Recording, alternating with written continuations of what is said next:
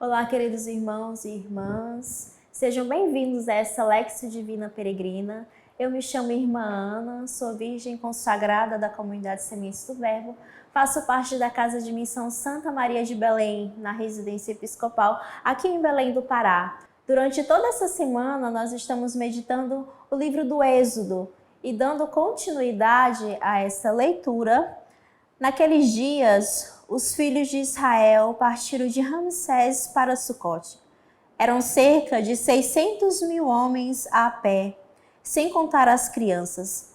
Além disso, uma multidão numerosa subiu com eles, assim como rebanhos consideráveis de ovelhas e bois.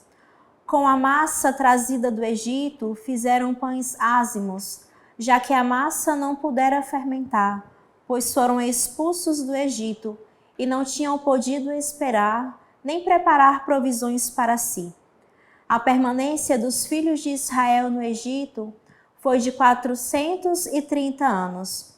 No mesmo dia em que se concluíam os 430 anos, todos os exércitos do Senhor saíram da terra do Egito. Aquela foi uma noite de vigília para o Senhor, quando os fez sair da terra do Egito. Essa noite, em honra do Senhor, deve ser observada por todos os filhos de Israel, em todas as suas gerações. Palavra do Senhor. Nessa leitura, nós podemos perceber o início da libertação do povo de Israel do Egito. E aqui nós podemos trazer também para nós a nossa libertação, onde o Senhor nos liberta do Egito, nos liberta da casa da escravidão.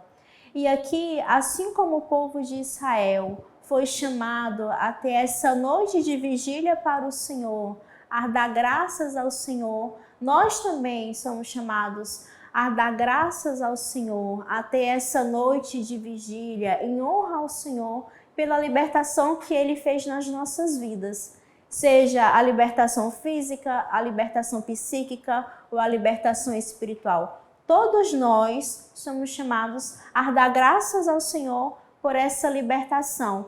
E não só nós, mas também todo mundo, toda a geração é chamada a essa glorificação ao Senhor por essa libertação, para que nós não sejamos filhos ingratos. Nós devemos sempre fazer memória dessa libertação que o Senhor faz nas nossas vidas, para justamente, fazendo memória, nós não esqueçamos das graças do Senhor e nós não caiamos na ingratidão, o pecado da ingratidão ao Senhor. E também com o Salmo e o salmista nós entramos nessa graça de cantar as misericórdias, as maravilhas que o Senhor faz nas nossas vidas. Damos graças ao Senhor porque Ele é bom, porque eterno é seu amor. De nós, seu povo humilhado, recordou-se, porque eterno é seu amor. De nossos inimigos libertou-nos, porque eterno é seu amor. Ele feriu os primogênitos do Egito, porque eterno é seu amor. E tirou do meio deles Israel, porque eterno é seu amor. Com mão forte e com braço estendido, porque eterno é seu amor. Ele cortou o mar vermelho em duas partes, porque eterno é seu amor. Fez passar no meio dele Israel, porque eterno é seu amor. E afogou o Faraó com suas tropas, porque eterno é seu amor.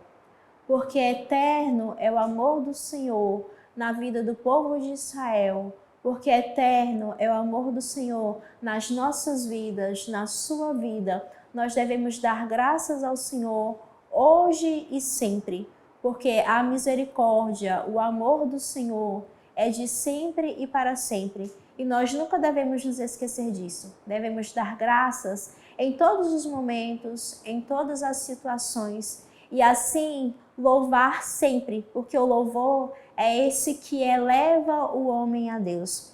E com o Evangelho segundo São Mateus, naquele tempo, os fariseus saíram e fizeram um plano para matar Jesus. Ao saber disso, Jesus retirou-se dali. Grandes multidões o seguiram e ele curou a todos. E ordenou-lhes que não dissessem quem ele era, para se cumprir o que foi dito pelo profeta Isaías. Eis o meu servo que escolhi, o meu amado, no qual coloco a minha afeição. Porei sobre ele o meu espírito, e ele anunciará às nações o direito. Ele não discutirá, nem gritará, e ninguém ouvirá a sua voz nas praças. Não quebrará o caniço rachado, nem apagará o pavio que ainda fumega, até que faça triunfar o direito. Em seu nome, as nações depositarão a sua esperança. Palavra do Senhor. A partir desse evangelho, irmãos, nós somos chamados a meditar 3 pontos. O primeiro, quando no evangelho vai dizer: ao saber disso, Jesus retirou-se dali. Ao saber que os fariseus queriam matá-lo, Jesus retirou-se.